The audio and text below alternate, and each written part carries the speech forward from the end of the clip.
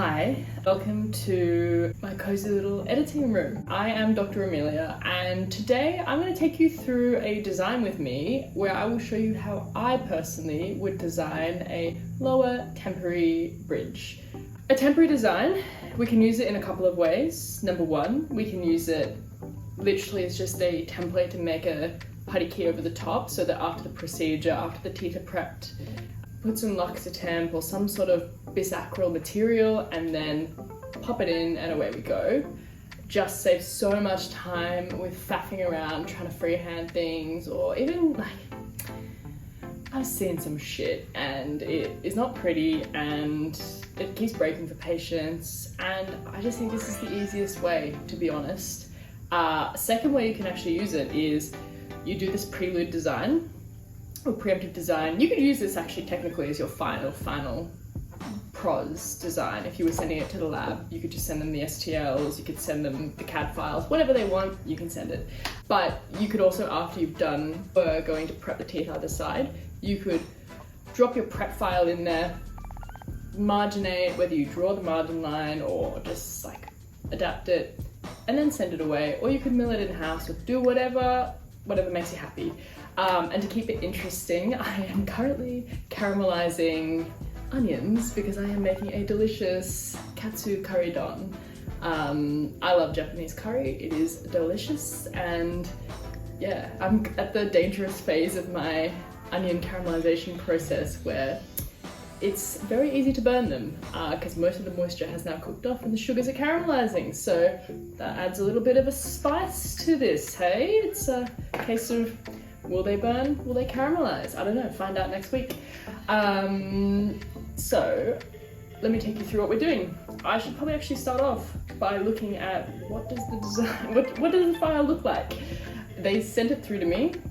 People love transferring things via WeTransfer, but I feel like STLs are not that big, and I just get so frustrated with WeTransfer. Not my idea of fun.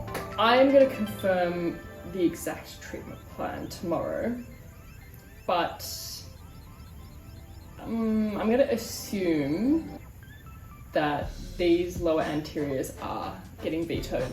So let's operate underneath that assumption, because assumptions have always turned out well in the history of the world. You know how it goes. Bear with me as well, because I have only just recently for Christmas received a 3D mouse, and I am very much a learner provisional student driver. But I'm getting better, I can navigate now, which is good. Yeah, so let's work with that. Crack in. I'm just gonna put it under my name because why not? I'm not gonna show you previous cases because that's not appropriate. LI lower, let's say 3 to 3 bridge. Okay, so 4-3 is going to be an anatomical crown. At the end of the day, material selection in this case, I don't really care about it that much because I'm not milling it in-house. I don't have the desire to, so I will not be doing that. And then anatomical pontic is what we're going to do for all of the floating teeth. And then on the other side, we're going to whack on another anatomical crown. I think a lot of those materials, understanding is that a lot of it's sort of categorization. So like you can change all of these along here, and certain pathways will block you off from doing certain things, but it's also a way for labs, especially in bigger labs, to be able to like cycle through and say, oh, okay, this was designed under 2-stone models in articulation for BioArt A7 Plus. I predominantly just work out of digital impression scans, but I do use the BioArt one sometimes, that's why I single it out. And we're gonna hit save, and then we will jump into not model creator because we've got to design something first. Again, not going to show you these documents because of privacy purposes. Yes, this is coconut sugar, don't judge me, it's been a long day. I don't know about you, but I feel like I'm 2 weeks back into work, it's January, and just something about like your clinical fitness. I'm just like, oh, it's just a bit hefty trying to get things done. I try so hard, and sometimes in the end it doesn't even matter because things will still go awry. And that's why I like digital, because ultimately you're trying to avoid that to the best of your ability. But that is dentistry in a nutshell. Okay, so she has an all on for the top. For sake of it, why not? I'm gonna tidy it up a little bit just so there's not random little bits of shit everywhere. Scatter, as they say. And then this one as well, we will clean you up. I remember when I first started using Exocad, we're talking like 3.5 years ago. I used to like painstakingly like nip, little bit by little bit, and now I'm just like, fuck it, it'll be fine. Whee! With the nurses when they're learning how to design models, I always say just like do that flat cut to start off with, and then clean it up around here.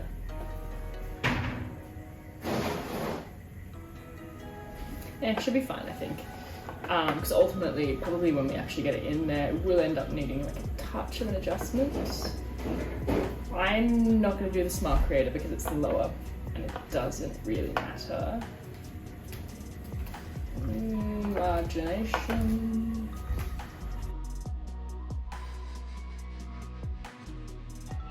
It's a very rough outline, but it's enough to get you where you need to go. Oh shit, that's not right. Yep, there we go. I am a big believer, when you have the time, simplify your workflows. The less work you have to do, the better. Because we are busy, busy people. Alright. Great, I have put that on the wrong tooth. Congratulations. You failed first year dental school. It has clearly... Oh, what the hell? Okay, that doesn't matter. Don't need that at this stage anyways. Didn't need it. Okay, that looks better. That looks like a 3-3. Ah, what? And now it's back. The mind boggles sometimes with this. I think that's kind of one of the things that I enjoy about this sort of software is like, legitimately, I have been using this. I can do what I need to do. Maybe sometimes it's not the most graceful thing, but I get the job done. But what I find is every single day I learn like a new thing that you can do. I'm like, that's clever. Should have done that more often. One of my New Year resolutions was to be more like a duck and let things slide off. Water off a duck's back, as they say. And I can definitely confirm, after being 1.5 weeks into the year, it's not going so well. I find it so interesting, like within dentistry, the different personality types, and I am definitely a massive overthinker. So that's fun. But actually, I do find, from a relaxation perspective, I do find this sort of design work really therapeutic, and I learn a lot, and I think about cases a lot more because I gotta make it work. And if you do a shitty prep, that's your problem. And you realize, maybe it's not the lab, maybe it's me. I would seriously strongly recommend anyone who's like a newer, well, just in general, you don't have to be a new grad. If you want to do any kind of prepping, I would be doing some CEREX, doing my own designs, because you really get to appreciate minimum thickness when you're the one having to make it work. Actually, that was a bit mind-blowing. I discovered in the holidays that I have been out for 7 years, which is wild, because I remember when I used to look at people who've been graduated. Number one, I'm not considered a new grad anymore, and I very much in my mind was like, yeah, no, I'm a new grad. no bitch, you're not. You old. But I used to look at people who'd been like 5-6 years out and be like, wow, they're so experienced. And like, granted, I know a lot more and I have significantly more attuned skills compared to little old me when I first graduated. But I think it's sometimes like you actually do need to sit down and look at where you've come from and be like, wow, I've actually, like, day on day you might not necessarily notice it, but I'm like, oh shit, I have actually really come a very, very long way. If past me saw me, I would be like, wow, she knows her shit. That's fine. Sure, whatever makes you happy. All I really want is just some Korani crowns to drop in. This is the part that I like. Okay, so I'm gonna jump into expert mode because it makes me feel good, because I'm like, yeah, I'm an expert. I know how to drive this car. Before I start moving those around, I'm gonna get them the hell away from where I'm working, and I'm gonna do a little bit of digital prepping. And then that way I can have some space to work with. So hit OK. Extract tooth. This computer, oh my gosh, it is very, very slow. It's not full, it's just the graphics cards and a few other things in it are not what they should be. But I have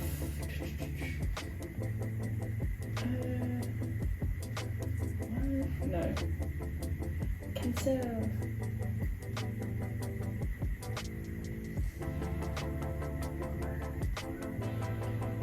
Clear surface selection, because the AI did me a bit dirty there.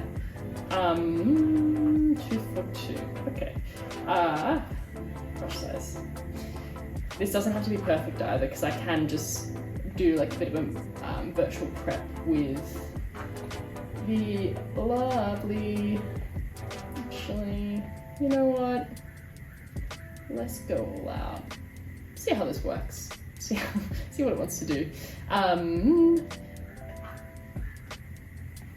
Yeah, I can always digitally prep it afterwards. Theoretically, you could actually, on the day, or even bring them back the next day, but you could adjust this over the preps once it's done. I think, I feel like this is literally just, we're extracting the lower anteriors here, and then prepping the canines, I want to say. But I will discuss it tomorrow. This is actually not my case, as you probably could tell, because I don't know what's going on. It's one of my colleagues, but I do really like designing other people's stuff because I learn more, and then I get feedback from them as to whether it's useful or not. If it's crap, they will tell me. They will be like, that's not good.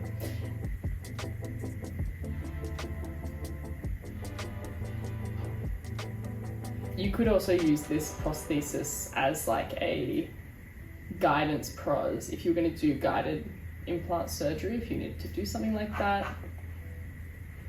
Okay, let's apply that. Goodbye. It just takes so damn long.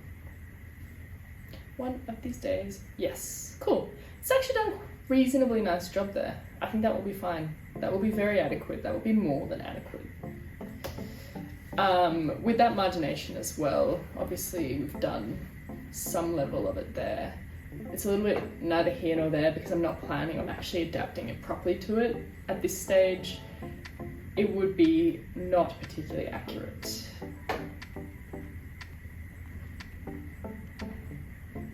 I hit OK.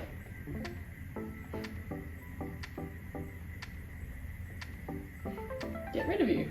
And voila, we have space. So now we're going to jump back into tooth placement.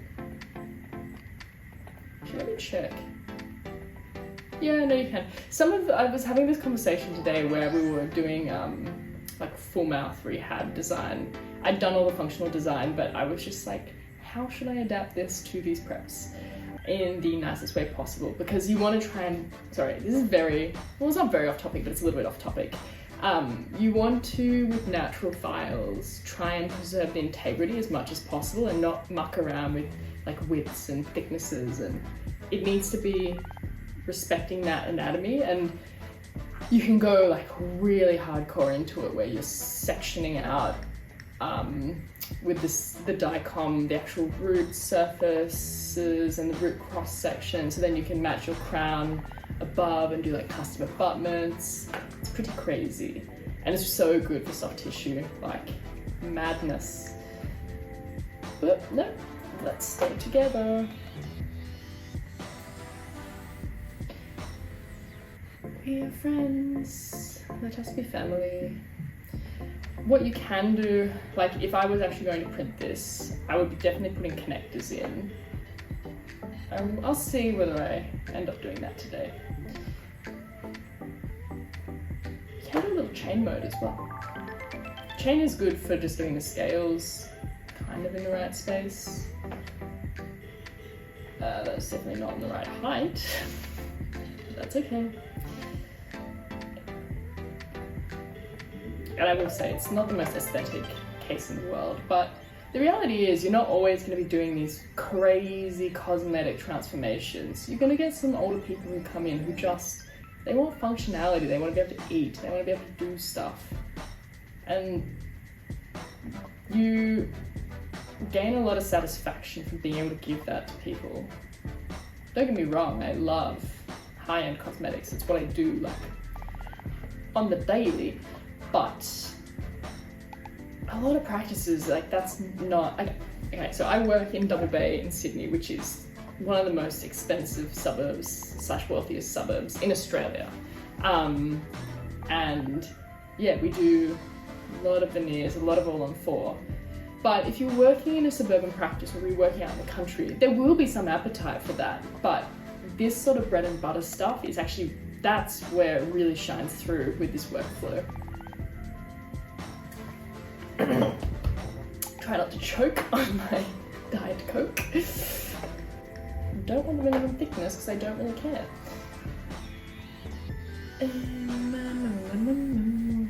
With this, I'm not going to digitally prep those canines because I'm not sure just how.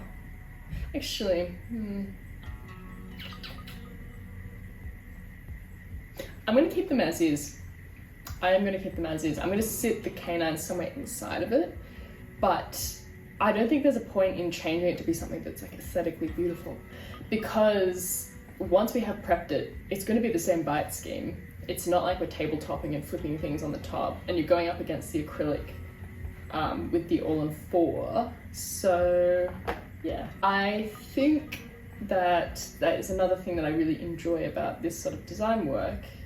You are constantly having to be resourceful and sort of creative in the way you approach your workflows. So yes, I do use workflows and they are very valuable, but I'm also in a position where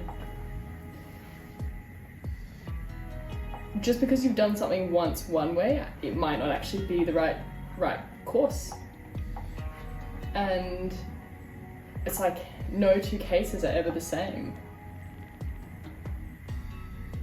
because no two people are the same, you know? And I was watching this video the other day where they were talking about what does it take to become an expert, like according to studies, because everyone says, oh, 10,000 hours and you'll be an expert. I can tell you now, I've done this for more than 10,000 hours. I think I have an elevated level of knowledge, but expertise is something that takes years of practice. It becomes like a sixth sense, but also in a lot of respects. In this video, they were saying you have to challenge yourself actively. It's one thing to do something for 10,000 hours. You can get proficient very, very quickly at stuff. That's what humans are good at. Proficiency is one thing. The other thing Be truly an expert in your area, you have to know how to deal with things when things are not ideal or when adverse outcomes do occur.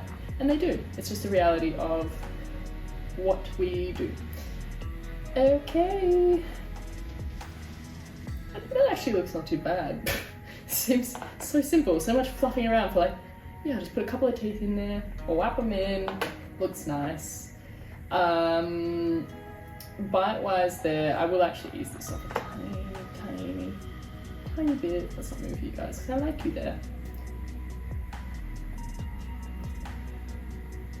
I think as well, if you are a younger dentist, these sorts of skills are very useful because it takes a lot of weight and stress off your seniors because they don't have to muck around like polishing, cutting, trying to make things work.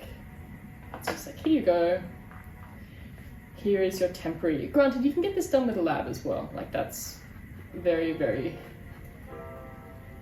straightforward thing to do. But if you enjoy it and you learn things from it, why don't you just do it yourself?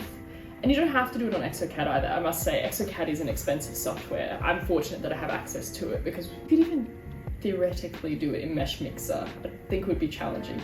But Smilify, for example, is a really good entry-level, very, very powerful software that makes things way easier.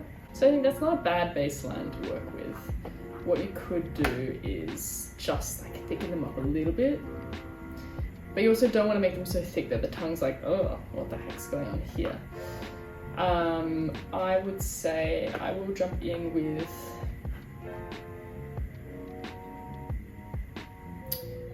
the reform. I find I tend to use Anatomical a lot more because it's gonna be chunky. You can just like add and build it out, but I am a little bit of the opinion that I just feel like you can add, and then you smooth it back, and then it doesn't look quite right, and then you add some more, same story. I don't like that. And I did a CEREC course with an awesome group of dentists in Sydney led by this guy called Lawrence Lau, who has this Facebook page called CEREC Files, and it's a great place to get yourself into CEREC if you're not sure where to start or how to learn. They do a 2-day course and they literally just take you through it and they're like, okay, here are the laws of, or the principles of how to design CEREC, and this will get you through most of your cases.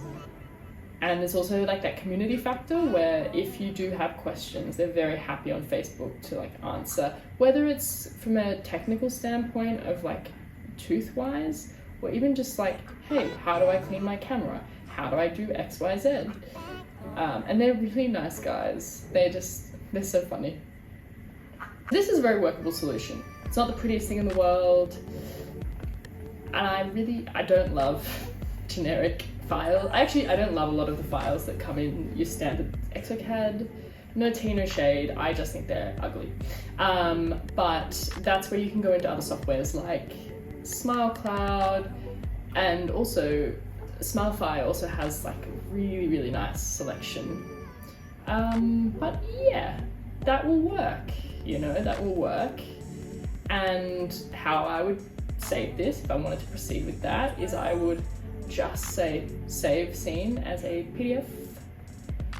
Not PDF, what am I doing? No, definitely not. Plain STL. And then you can try and make it in Model Maker. I would just honestly wrap it in Mesh Mixer because it's quick, it's easy.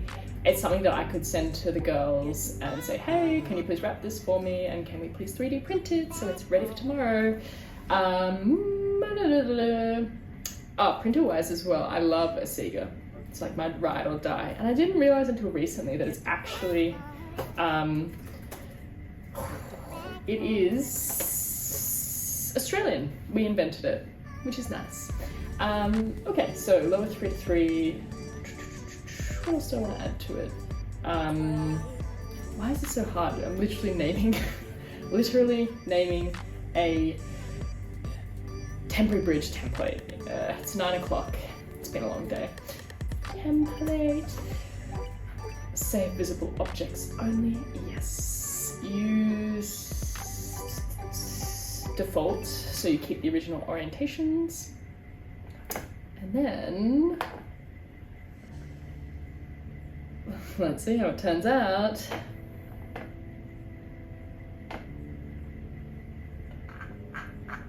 Magic! Just like that, you have yourself your very own suck down template. I think that looks adequate, workable. Look, it's better than taking an alternate on the day and trying to make that work, because you can put this into like a pressure pot, a suck down of some kind, and it's like vacuum formed. It's super detailed. I would definitely block these little areas out because you're going to get stuff like with the putty and the light body stuck in between. But yeah, I think that's fine. Very, very workable. And then you can also tidy up this inner part here because that's a bit ugly. I don't like that very much. Let me run you through that quickly.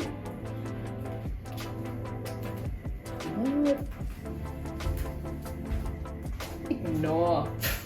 Easy, don't worry about it. Minimum thickness. What? Minimal thickness is just a state of mind, you know? No, it's very real. You have to respect that shit. Okay, so I would go to freeform scan data. Let me get rid of you because as much as I love you, I don't need you. I don't need you anymore. In this case, I actually will add. So that looks nice. I would do this before I'd export the STL, but because I need to confirm tomorrow what we're actually doing, I'm just gonna show him that for now. Actually, that reminds me, I need to go through a couple of VSDs for some surgeries tomorrow. Sometimes I do find that it's easier, even though you might work with the same lab techs, sometimes I find it easier to be able to do like a fair bit, because ultimately you're gonna have to proof a lot of stuff when you're doing something like all-on-4, for example, and being able to send them like a fairly good idea of what you want is, oh, that looks nice, is just easier and less stressful for everyone, because there's nothing worse than going back and forth. Everyone's getting stressed. It's like, oh, that's not right. I'm like a lab's worst bloody nightmare because I'm so nitpicky, and I know that I'm nitpicky, and I'm like, look, I apologize in advance. I'm a pain in the ass. I'm aware of that, but this is what we need, and ultimately I cannot accept anything less, and people are spending a lot of money and they deserve the best possible outcome. Stand your ground. But you can be nice about it, like don't be a dickhead. And then I'll smooth. Oh, look at that, beautiful, stunning. But I do find it's easier sometimes if you've done a 2D smile design and you can do some level of 3D rendering for them. It's a walk in the park. Yeah, I think anything you can do to make it all more symbiotic together and harmonious means everybody is happy and we're all just happy to be there, you know? Cool. So that is one way of doing it. Let me see if I can access connectors. Alright, so if I was going to 3D print this in preparation, because obviously I need the prep scan to be able to chuck it all together, if you want to do a little bit of pre-work, you can do some connectors to thicken these bad boys up. So I would change that to that, that to that, that to that. Don't love this.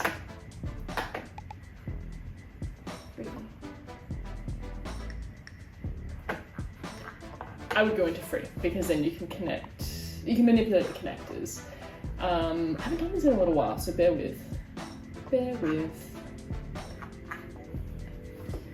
just use my 3D mouse that I have spent. So like the most random thing to ask your family for Christmas. Oh, what do you want for Christmas? Oh, I'd really like some contributions to purchase a 3D mouse. And they were like, okay, go off. But it just actually does make the workflow a lot nicer. Well, I guess in the interior it doesn't matter that much because no one's looking at that, so you can thicken those bad boys up. Bring it in a little bit. Because you don't want it to be too chonky, because otherwise the patient will be like, ew, what is that? That doesn't feel right. Cool, cool, cool. And then we have this one. In you go. Oh, whoa. Chill. That is not right. When in doubt, there is always Control Z. Sometimes I kind of wish you could have Control Z in life. That would be nice. It's like, let me Control Z that. Yeah, better. Better. Alright, so now from the front aspect, that's when you can start tweaking these a little bit more. Take them in, make them a little bit less prominent. Ooh, where did they go?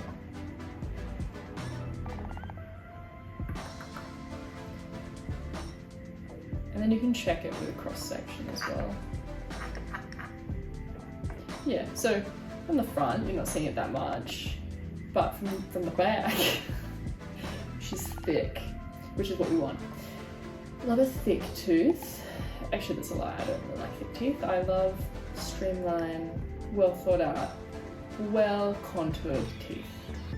That's my jam, that's my vibe.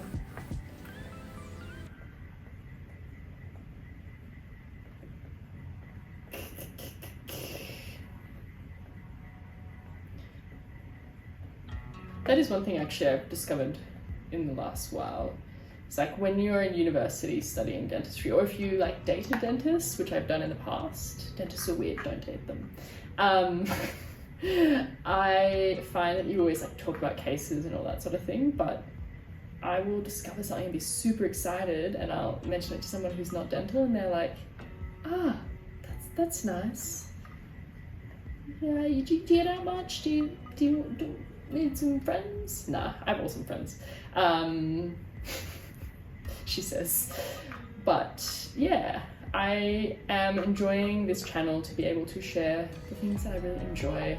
Just like little tips and tricks, because ultimately Exocad or any design software, it is not a one-size-fits-all situation. And often you'll pick up on stuff and like, I love sitting down with friends who design and being like, here is this case, how would you go about doing it? And you're just like, oh wow, that's actually really smart. And then they'll pick up things from you, and then everybody is happy.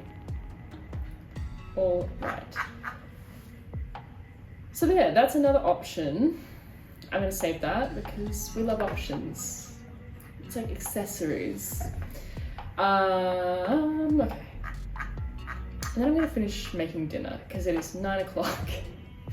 And I'm hungry.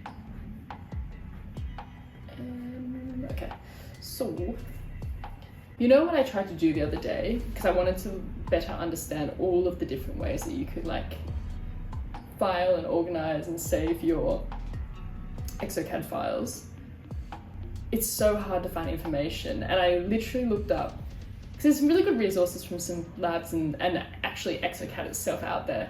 But I looked up this stuff and legitimately they were like, I literally typed in how to save things on Exocad. Do you think I could find a simple explanation on that?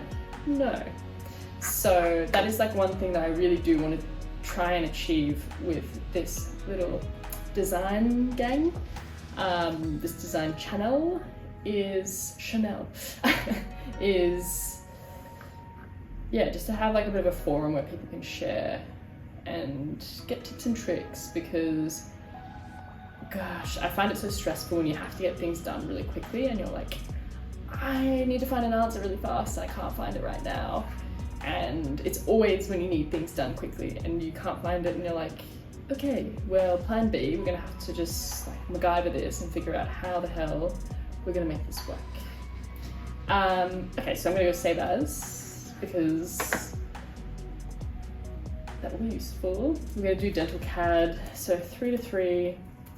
We've got the CAD version, which is great. So you can open that, you can share that with your lab even, if you don't have the time to be adapting preps over the top. And reality is, like, it's kind of like the new age wax up. I used to love waxing up stuff back when I was at uni, and everyone used to always say, when you actually start working, you are not going to have time to wax up every single one of your dentures or do all of your wax ups for your veneers and mock-ups and blah blah blah blah blah. And it's true, but digital is actually a lot quicker, and I feel like, yes, you have to understand all the data points, but at the same time you also can pick up on them a lot quicker if you're like native to digital things. It's like if you've been born after the year I don't want to say like 1990 because I don't want to offend anyone out there, but some people, like, it's very natural for people nowadays, because we use computers so often, to be like, oh, okay, this is how you do it. With that said, you do need to understand analog, because a lot of these principles are all based on analog. It's just the way that it's been split out in the design softwares. But yeah, it is so much easier, and you can create a lot of like contingency plans as well. So it gives you options, and it means you have to spend much less time chairside with the patient, because ultimately that's your most valuable time. I can sit here, I can watch some Netflix, cook some dinner, and just like fuck around basically for, what was it, like 40 minutes, and know that I will 3D print it, and something that might have taken, gosh, I don't know, like multiple attempts, taking impressions that are not great, patient doesn't love them, and it could take, like, I've seen people stuff around for like an hour with preps, with temps after they've done the preps. The actual placement of implants or the preps are the easy part, but then versus you do this, you know that it's designed to fit, you have whatever you choose, 3D printed, putty key, and just in it goes, clean away the excess. Because it's so accurately fitted, there's not a lot of polishing or adjusting, and patient's happy, you're happy, you have one less grey hair. You still get a lot of other grey hairs, but it's simplicity. We love simplicity. So yeah, thank you for coming along this journey with me today. And if you have any questions, just chuck them in the comments. And if you have found this helpful, I would really appreciate it if you did like it.